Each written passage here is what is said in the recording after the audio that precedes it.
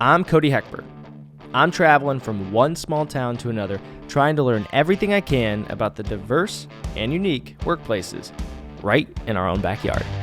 Ooh, yeah, be careful, gentlemen. It's a little risky. A lot of people don't want to be hands-on anymore. I hope to gain firsthand experience and learn about the challenges and the rewards of their professions. Join me as I discover the heart and soul of America's workforce, one work environment at a time. This is WorkWhere.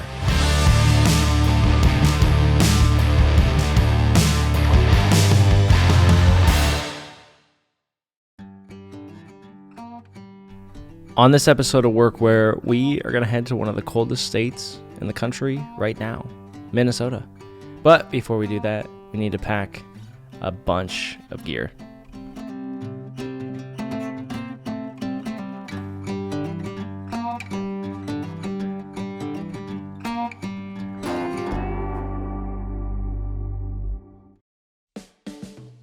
Right now we are in Cross Lake, Minnesota. It's 0 degrees and I'm standing in 20 inches of snow. I'm working with Josh and Sean and TJ at the Parks and Rec department here in Cross Lake to fix up the ice skating rink so the kids can skate around, play hockey, and we're gonna get some wood, as you can see behind us, for a community event, all while testing out some of this Berne apparel gear. So right now Sean is pulling out, is this like a fire hose? Yeah, it's in a way, yep. Pulling out a fire hose essentially to fill this ice rink so that the local community can come and skate. I was told I wasn't allowed to do anything, so I'm just gonna look at what they're doing.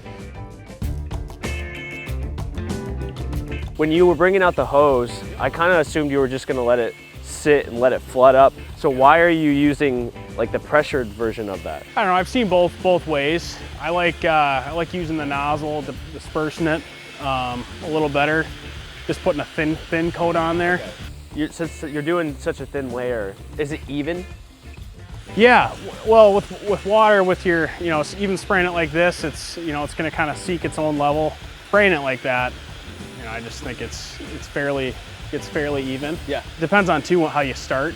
When we start this, we actually have bigger water trucks that'll flood the rink all at once, like you said, kind of just letting it run. So while Sean over here in the high vis was spraying down the rink, Josh behind me is taking slush essentially and filling divots like in golf, but in the rink. And he's just taking a ice puck and just filling in those divots nice and smooth, so when Sean comes back over with the water, it freezes over nice and smooth and you're not falling when you use your ice skates and hit those divots. So it's pretty cool just to see some of the in and outs of ice rink that I never really thought about. You care if I kind of finish it out for you? No, go for it. All right. And then I'll do up next to, the boards. I'll kind of hit the boards a little bit to get that slush away. Yeah. I'll take this out of your paycheck. There you go. With a show called WorkWhere, I better be doing some work. Within a few minutes, all the ice was frozen back up just in time for the community members here in Cross Lake to go ice skating. Now, on to the next project.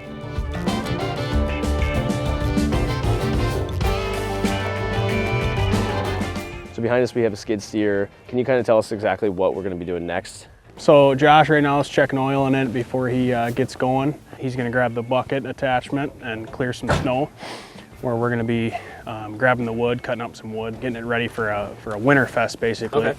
Okay. Is this an annual thing that you guys do? Yep. It's in February, so. All outside? Yeah. Very cool. Yep. When does that happen? In February. Oh, you just said that. Yep. So are we when we go over there, are we cutting up wood or are we just stacking, like pulling it out and just getting it ready? We'll probably kind of stack some, and then if we need to make some cuts, we will. Okay, cool. If you've ever wondered to yourself, who is taking care of my park? It's guys like Sean, Josh, and TJ. These are the real workers. These are the guys that are cleaning up those trails, making sure that your family has a great time. So, to these guys, we thank you.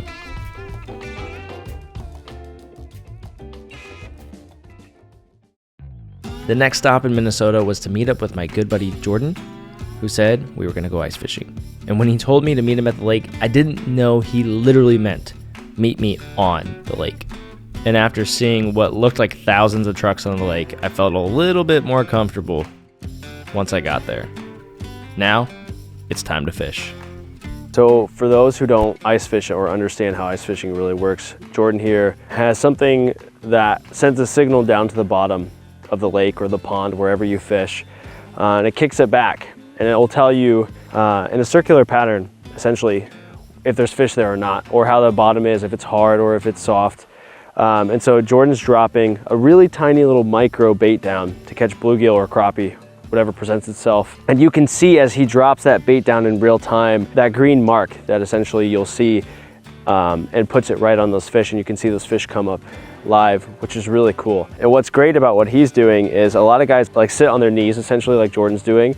And what's great about these ice cap bibs is that they're waterproof. So, you know, when you're sitting in that slush or on the ice, it'll keep your knees really dry and warm, making a longer day of fishing, just like that.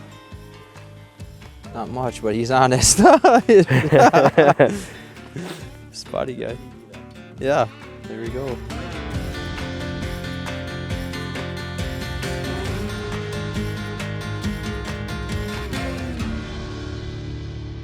And if you've never been ice fishing, you might hear these words. Oh no. Another tip-up heartbreak. I just felt them kick off. That was a 30-inch walleye, Matt. No. And yet again, another tip-up heartbreak. Don't get me wrong, I love ice fishing outside. But when Matt said we could go inside to check out his ice castle, well, I kind of had to.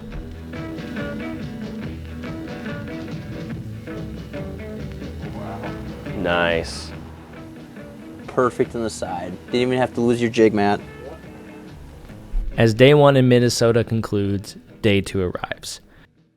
For many in Minnesota, ice fishing is a weekend getaway.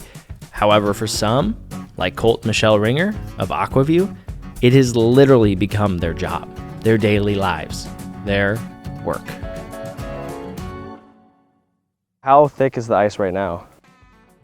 12, 13, 14 inches. Is that normal here in Minnesota? It's usually a little bit more at this time of year. And then is this an 8 or 6 inch? This is blade? a 6.5 inch. Okay. Is there a reason you 7 would inch. use different sizes? Yes. Different fish? Different fish, bigger fish. Okay. 10-inch holes in the fish houses, smaller holes for smaller fish outside. Okay. Less drag on the, like now everybody's going to this type of model Yeah, that's because it's so fast Yeah. and so light. This time of year in Minnesota, we should have about, on this body of water, we should have between 18 and 20 inches of ice already for how cold it's been. So the snow really has insulated the ice forming because we've had cold enough weather, but the snow is just like insulation in a house. It just Makes sense.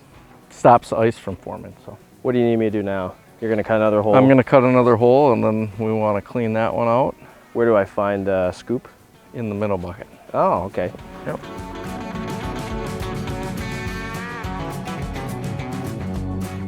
And then this is cheating, so that's the old-fashioned way. This is the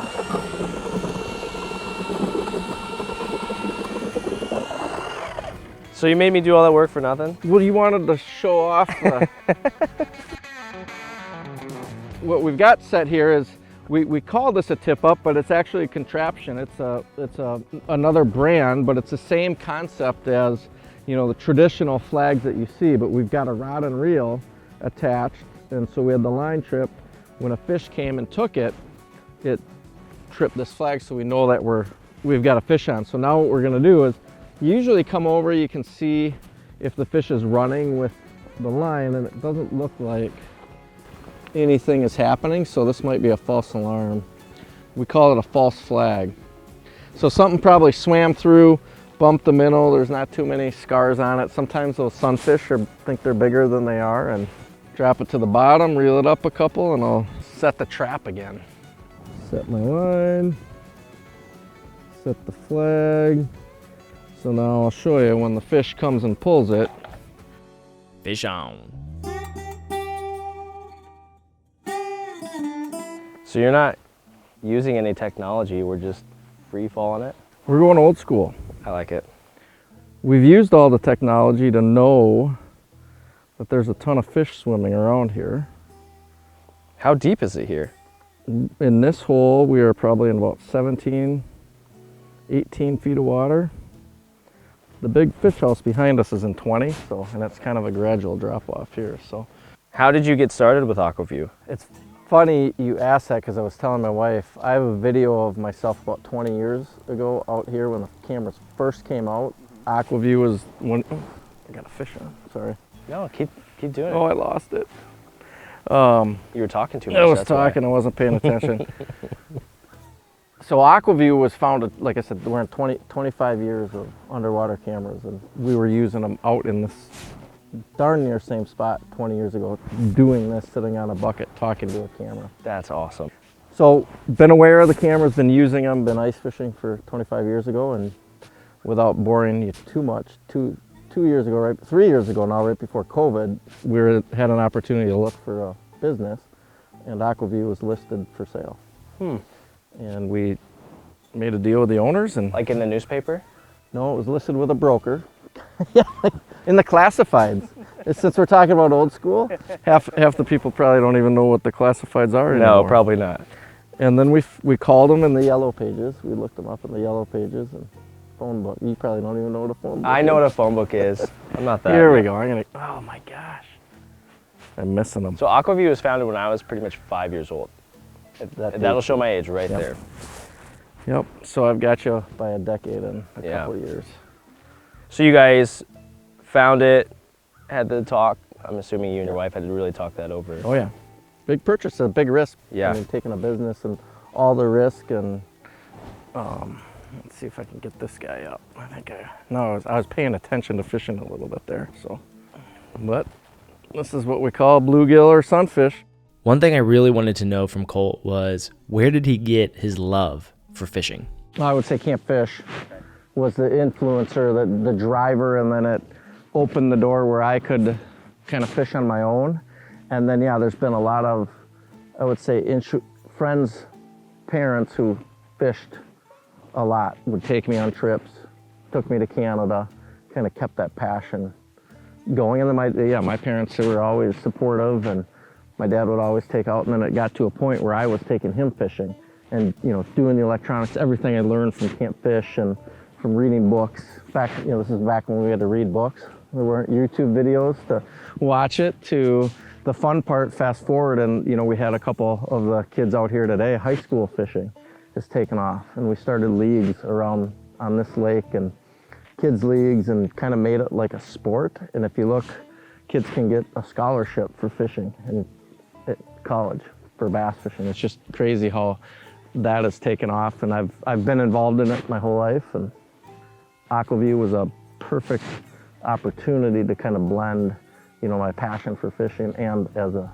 business and a career, and it's been a great ride so far. One thing I admired about Colt's story was that he was able to marry his passion with his work. And that's what I want this show to be about. I want to find people all across the country who are so passionate about what they do for work, and I want to help tell their story. Because there are so many out there that you never hear about, and that's where I want this show to go. Follow along as I travel the country, finding people just like you